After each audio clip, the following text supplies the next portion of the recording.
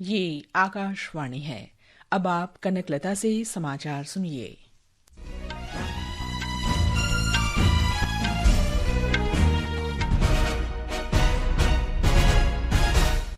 लोकसभा ने संविधान सभा से लेकर उपलब्धियों, स्मृतियों और संदेशों की 75 वर्ष की संसदीय यात्रा पर चर्चा शुरू कर दी है। प्रधानमंत्री नरेंद्र मोदी ने अपने संबोधन में कहा कि G20 की सफलता पूरे भारत की सफलता है।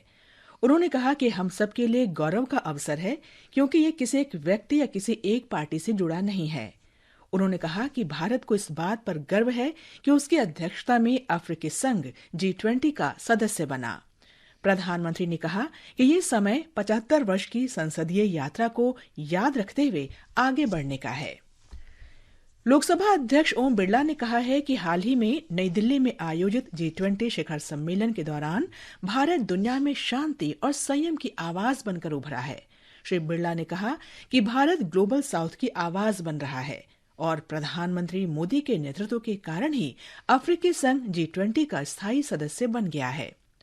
5 दिवसीय विशेष संसद सत्र की शुरुआत के प्रथम दिन सदन में लोकसभा अध्यक्ष ने G20 शिखर सम्मेलन की सफलता के लिए प्रधानमंत्री नरेंद्र मोदी के दूरदर्शी नेतृत्व की सराहना की।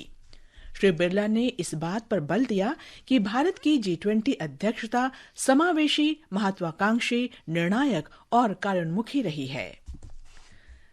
राज्यसभा के सभापति जगदीप धनखड़ ने G20 शिखर सम्मेलन के सफल आयोजन के लिए प्रधानमंत्री नरेंद्र मोदी की सराहना की है। उन्होंने शांति और संयम की आवाज के रूप में भारत की भूमिका का उल्लेख किया। शिखर सम्मेलन में विकासशील देशों के लिए गरीबी, ऋण, स्वास्थ्य, खाद्य सुरक्षा और डिजिटल बुनियादी ढांचे जैसे विषयों पर विचार विमर्श किया गया। उपराष्ट्रपति ने G20 शिखर सम्मेलन के सफल आयोजन के लिए पूरे देश को बधाई दी।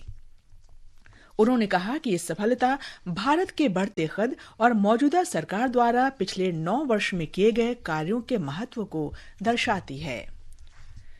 संसद के विशेष सत्र के पहले दिन उत्तर प्रदेश से भारतीय जनता पार्टी के नवनिर्वाचित सांसद दिनेश शर्मा ने आज राज्यसभा के नए सदस्य के रूप में शपथ ली। सभापति जगदीप धनखड़ ने उन्हें शपथ दिलाई। प्रधानमंत्री नरेंद्र मोदी ने कहा है कि संसद का विशेष सत्र छोटी अवधि का होने के बावजूद ऐतिहासिक फैसलों का सत्र होगा। 5 दिन के विशेष सत्र की शुरुआत पर प्रधानमंत्री ने मीडिया से कहा कि 75 वर्ष की यात्रा नए संसद भवन से एक नए लक्ष्य के साथ शुरू होगी और यही इस सत्र की सबसे विशेष बात होगी।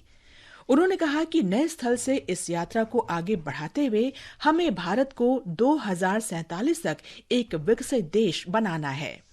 उन्होंने सभी सांसदों से उत्साह के साथ इस सत्र के लिए अधिकतम समय देने की अपील की। अरुणाचल प्रदेश के मुख्यमंत्री पेमा खांडू ने श्रमिकों के कल्याण के लिए मुख्यमंत्री श्रमिक कल्याण योजना लागू करने की घोषणा की है।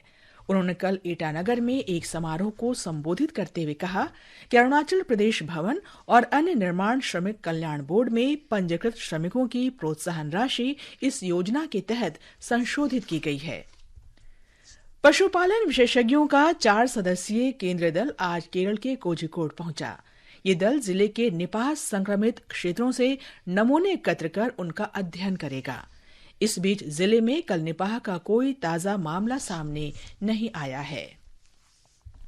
गुजरात में आणंद जिले में अग्निशमन विभाग की एक टीम ने आज खेरदा गांव के पास बाढ़ के पानी में फंसे 5 लोगों को बचा लिया है।